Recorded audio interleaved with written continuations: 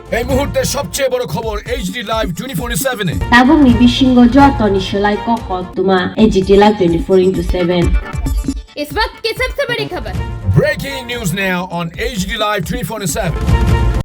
৮০তম স্বাধীনতা দিবস ও কিশোর কবি সুকান্ত ভট্টাচার্যের জন্ম শতবর্ষ উপলক্ষে রামনগর অঞ্চল কমিটির ছাত্র যুবদের যৌথ উদ্যোগে মেলার মাঠে ছাত্র যুবন ভবনে এক রক্তদান শিবিরের আয়োজন করা হয়। উপস্থিত ছিলেন প্রাক্তন মুখ্যমন্ত্রী মানিক সরকার ও বিরোধী দলনেতা জিতেন্দ্র চৌধুরী সহ অন্যান্যরা। দিবসকে স্মরণীয় করে রাখার জন্য আজকে একটা রক্তদান শিবির সংগঠিত করা হচ্ছে।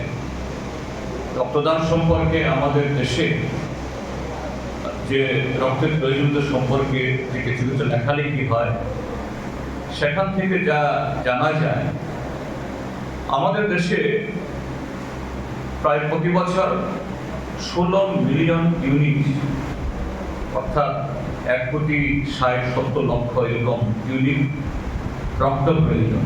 আর রক্ত তো জবরদস্তি করে নেওয়া যায় না, স্বেচ্ছায় রক্ত দেওয়ার মধ্য দিয়ে একটা মুমূর্ষ রোগী বা যার রক্ত প্রয়োজন তাকে দেওয়া যায়। কিন্তু বলা হচ্ছে যে সমস্ত চেষ্টা করার পর সমস্ত অংশের তরফ থেকে সেখানে 12 থেকে 13 মিলিয়ন ইউনিট মাত্র রক্ত সংগৃহীত করা যায়। আরো গ্যাপ থেকে যায় প্রায় 3 থেকে 4 মিলিয়ন, অর্থাৎ 30-40 লক্ষ ইউনিট রক্তের ঘাটতি থেকে যায়। তো এতে অনুমান করা যায় আমাদের দেশের যে স্বাস্থ্য ব্যবস্থা, চিকিৎসা ব্যবস্থা, যে সমস্ত অংশের মানুষের নাগালের মধ্যে সেই চিকিৎসার সুযোগ নেই। আমাদের সব জেলা সদরে, সব মহকুমা সদরে ব্লাড ব্যাংক নেই। যদি তার সমস্ত ডিমান্ডকে যদি যুক্ত করা হয়, আমি নিশ্চিত এই ডিমান্ডটা হয়তো আরো বেশি সেখানে হতে পারে। দিবস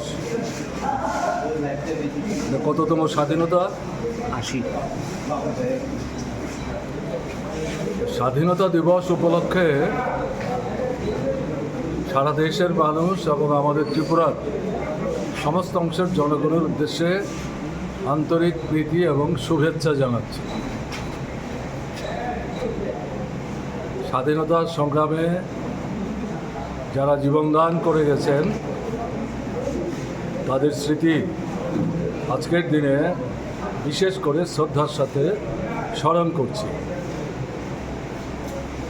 কিন্তু যে লক্ষ্য উদ্দেশ্য নিয়ে তারা স্বাধীনতা সংগ্রামে জীবন দিয়ে গেলে স্বাধীনতা অর্জিত হয়েছে, তার মূল যে লক্ষ্য, অনাহার, অর্ধাহার, অশিক্ষা, বেকারি, গৃহহীন, বাস্তবভিটাহীন এই যে মানুষ, তাদের যে জীবনের সমস্যা, এগুলোর তো সমাধান হয়নি, বরং বাড়ছে। 80 বছর হয়ে গেল স্বাধীনতা, আমরা করছিটা কি? এবং এখন যে সরকার আছে তাদেরও তো 12 বছর হয়ে গেল। কেমন আজকেও তো আমার ধারণা 50 থেকে 60 মিনিট যাবৎ হয়তো বা প্রধানমন্ত্রী বক্তৃতা করেছেন, যদিও আমি শুনবার সুযোগ পাইনি। তো এই সমস্যাগুলোর সমাধান যদি না হয়, তাহলে স্বাধীনতার বয়স যতই বাড়ো তার তো কোনো সার্থকতা থাকবে। তো আজকের দিনে এই দেশের এবং আমাদের রাজ্যের সমস্ত অংশের মানুষের কাছে আবেদন থাকবে, স্বাধীনতার যে মূল লক্ষ্য, দারিদ্র্যমুক্ত, নিরক্ষরতা মুক্ত, বেকারি মুক্ত আমাদের এই যে ভারতবর্ষ, সেটা গড়ে তুলবার জন্যে সামনের দিনে আরও বৃহত্তর শক্তিশালী ঐক্যবদ্ধ আন্দোলন গড়ে তুলতে হবে। এবং এতে পেছনে পড়া অংশের মানুষ, দুর্বল অংশের মানুষ, নারী পুরুষ নির্বিশেষে তাদেরকে সংগঠিত করতে হবে। এই শপথই আজকের দিনে বিশেষ করে গ্রহণ করা দরকার। ঠিক আছে জি।